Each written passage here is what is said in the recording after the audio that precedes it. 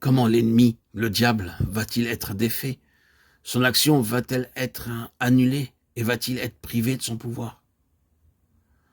Nous avons une vie physique dans les limites de cette vie naturelle et physique en tant que partie de l'ancienne création. Tout est possible. L'ignorance ou le manque de lumière dans le domaine mental est possible. Le dérangement de notre système nerveux peut être d'une telle ampleur qui nous fait ressentir que l'enfer fait rage dans notre être même. Tout est possible en matière de disposition, de sentiments, de sensations ou d'impressions de mort complète et de torpeur.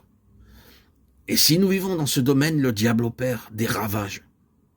Il se campe aussitôt sur de telles choses. Si nous prenons comme critère notre condition naturelle, il n'y a aucun espoir de gloire dans ce domaine naturel. Il nous faut vivre sur le même principe que celui que l'on voit dans la vie du Seigneur Jésus, à savoir en continuant de vivre par le Père. Nous devons continuer de vivre de Christ qui habite en nous. Notre attitude doit être continuellement celle d'un cœur tourné vers le Seigneur. Seigneur, en moi, tu es différent de ce que je suis. Tu n'es pas ce que je suis. Tu es différent de cette disposition, de ce sentiment, de cette absence de sentiment. Tu es autre que toutes ces pensées, autre que ce que je suis. Je suis mort en ce qui concerne mes sentiments. Mais tu es autre que cela. Tu es vivant. Je me sens triste. Tu es la lumière et tu es en moi. Ceci, c'est moi. Ce n'est pas le Seigneur. Si seulement vous et moi voulions apprendre assidûment à vivre en Christ sur la base de ce qu'il est, du fait qu'il est autre que ce que nous sommes, non pas sur la base de notre expérience de cette chose, mais le fait pur et simple qu'il est en nous.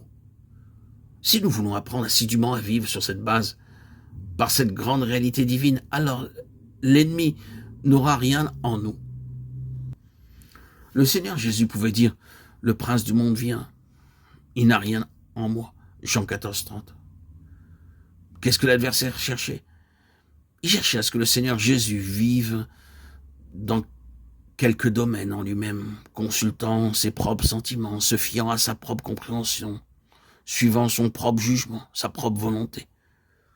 S'il avait pu le prendre dans ce domaine, il aurait eu quelque chose en lui et aurait troublé l'équilibre de sa vie. Le Seigneur Jésus pouvait dire « Je vis par le Père » Jean 6, 57. Je vis par le Père et non sur ce que je suis. Il pouvait dire cela en tant qu'être parfait et sans péché, ne vivant pas moins dans la dépendance du Père de façon constante. Nous avons à ce propos son propre témoignage.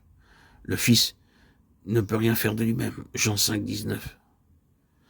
Les paroles que je vous dis, je ne les dis pas de moi-même, et le Père qui demeure en moi, c'est lui qui fait les œuvres. Jean 14, 10. Il vivait constamment sur la base du Père, demeurant en lui. Et à cause de cela, l'ennemi n'avait absolument aucun terrain. C'est pour nous la leçon de la vie. Pour toute expérience de gloire en nous présentement, ou pour toute espérance de gloire au grand jour de la manifestation, l'unique raison d'espérer doit être Christ en nous. Parce que la gloire est simplement la manifestation du Père en nous.